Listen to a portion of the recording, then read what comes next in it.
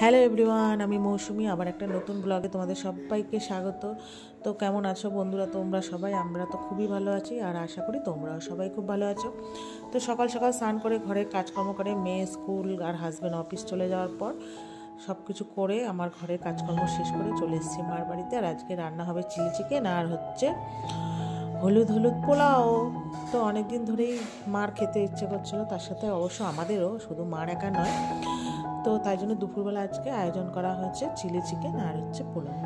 জানি পোলাওর সাথে কষা ঝাল ঝাল স্পাইসি মাংসই ভালো লাগে, কিন্তু যেহেতু আমাদের অনেকটাই সলিড মাংস ছিল, তার জন্য চিলি চিকেনই করা হয়েছে। যেহেতু সানডে করে মাংস আনার পর না অনেকটাই সলিড থাকে, তোমরা তো জানোই সবাই যারা যারা চিকেন রান্না করে খাও।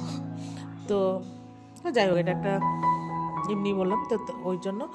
তো মা ওগুলো সব আলাদা করে রাখে, তো তার জন্য আমাদের একদিন মোটামুটি প্রায়ই দেখবে সপ্তাহের হতেই থাকে মাংস আর পোলাও নয় ফ্রাইড রাইস।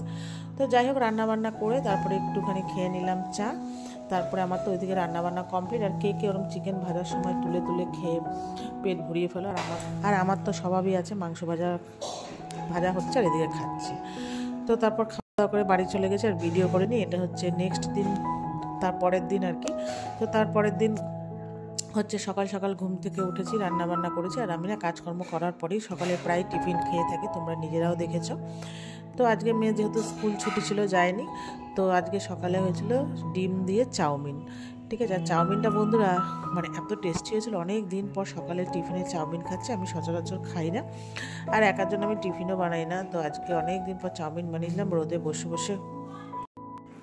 তো তারপরে হচ্ছে খাওয়া দাওয়া করে এবার রেডি সেডি হয়ে গেছি। তো এটা হচ্ছে বিকেলবেলা। তো খাওয়া দাওয়া করে আর ভিডিও করিনি, তারপরে বিকেলবেলা চলে এসেছি মাসি বাড়ি। অনেক দিন হয়ে গেল মাসি বাড়ি আসি না, সেই মনে হয় 25 ডিসেম্বর এসেছিলাম, তারপরে আর আসা হয় না। মাসি বলে আর এখন আসিসই না, কী করে আসবো বলো? মেয়ের এখন সারাদিন স্কুল পড়া থাকে, হয়ে ওঠে না, আর মেয়েও ক্লান্ত হয়ে যায়।